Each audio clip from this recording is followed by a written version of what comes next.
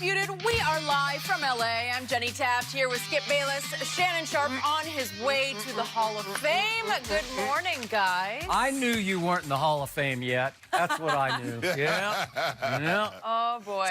Skip, I ain't up for no bull jiving this morning. Really? David Griffin got, Skip, You know what? It's about to get ugly. LeBron is having a tough week because we all know the #1 Cowboy fan is LeBron James, right? So his Cowboys are in salary cap calamity with Zeke and Dak and Amari. And now this happens to LeBron? He's having a rough ride, man. Kind of a good point. I hadn't thought about his Cowboys. This might be a little worse than what the Cowboys have going on right now. You guys are setting me up perfectly. We have a lot to get to on today's show. Plenty to do with the Cowboys. Are things getting ugly between Zeke and Jerry? And is Dak a man on a mission? But we will start with everything going on with LeBron. So we thought he had a good relationship with his former Cavs GM, David Griffin, but probably not anymore. Griffin told Sports Illustrated that he was miserable working with LeBron in Cleveland. He added, quote, "Literally the moment we won the championship, I knew I was going to leave. There was no way I was going to stay for any amount of money." Griffin also said about LeBron, quote, "I don't think he's the same animal anymore about winning." After the article was released, LeBron tweeted this. All right. Enough is enough. The throne has been played with too much, and I ain't for horseplay. Ether coming soon. Shannon, do you have a problem with David Griffin's comments? I absolutely have a problem with it. And Skip, we know David Griffin is telling a bold-faced lie. He was in contract negotiations to try to re-sign on as being the president of basketball operations with the Cleveland Cavaliers before David Griffin says, "I'm not giving you a penny more than what I'm offering you." And then he took his name out of the running. So for him to say he was not coming back for any amount of money is a lie. And Skip, you know that is a lie because it went up to the 18th hour before he finally walked away because because Dan Gilbert would not give him a penny more. Skip, miserable. There is no context for miserable. You can't be taken out of context for miserable. Skip, on the way over here, I was going through my mind. I'm trying to think. I'm like, okay, miserable. Does it mean what I think it means? Skip, and I got a couple of definitions. It says being in a pitiable state, causing extreme discomfort or unhappiness. Skip, I did not know that. Beyond. That's news to me. No, Skip. These last two what got me, Skip. These last two what got me goes way beyond sad. Absolutely awful. True. Skip, you're in contention. Yes. Skip, you're in contention to win a title every single year. And you're miserable. Even though Kevin Durant says winning a title did not give me the peace, the happiness that I thought it would, he never said he was miserable. Skip, David Griffin, see, David Griffin is one of these guys, Skip, he doesn't want the expectations. He's in an ideal situation right now. Because, Skip, if he goes 40 and 42, he goes 35 and 47, he misses the playoffs, no harm, no foul. The thing that LeBron James, what these players have now, Skip, is that they have power, and the power that they have is signing 1, 2, 3-year deals. Therefore, they're able to keep their foot on the necks of the organization to make sure that there is no lapse in competing for a title.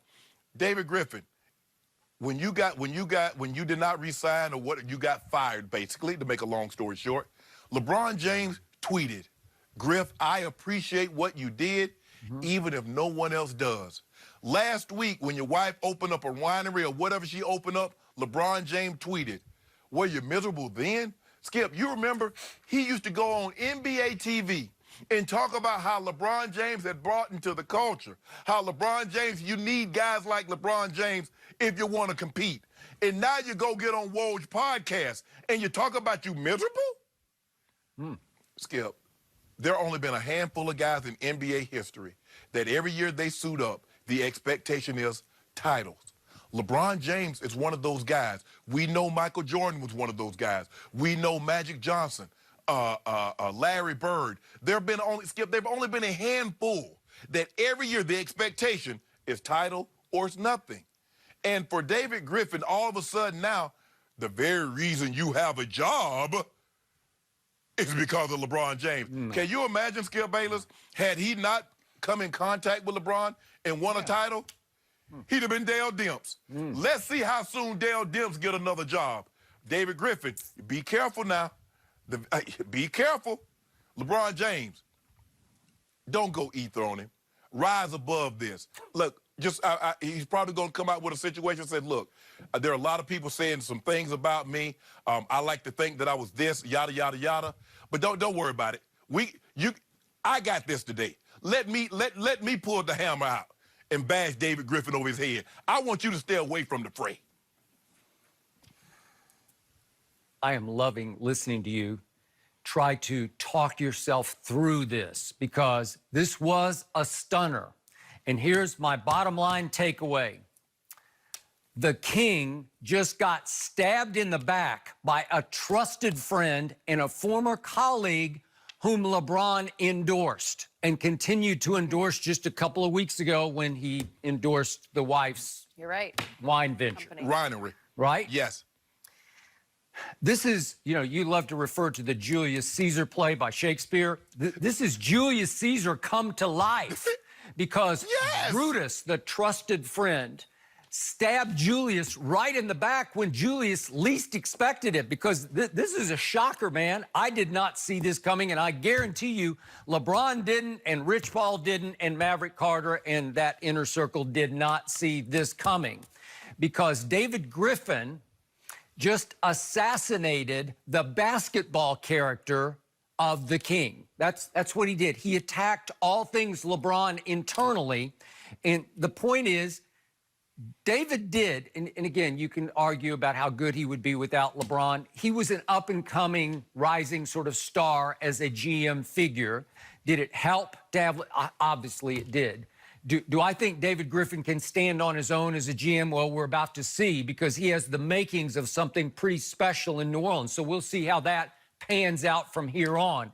But I do like the start he got in New Orleans. It helped that he hit the lottery, so he got really lucky right out of the box. But the point is, he worked very closely with LeBron, and the point he made in the Sports Illustrated interview was, LeBron would listen to me. I was the only one who could talk to him man to man. I could tell him what needed to happen, as in I could be critical of LeBron to LeBron, and he responded very well to my criticism. Like, we need to do this because you need to do that. And then Skip, and then you go and betray the man's trust? Okay.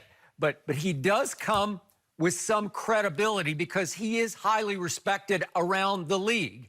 And remember, he also speaks firsthand because he just traded for 3 young players who spent a year in L.A. with LeBron, trying to coexist in LeBron's realm in L.A.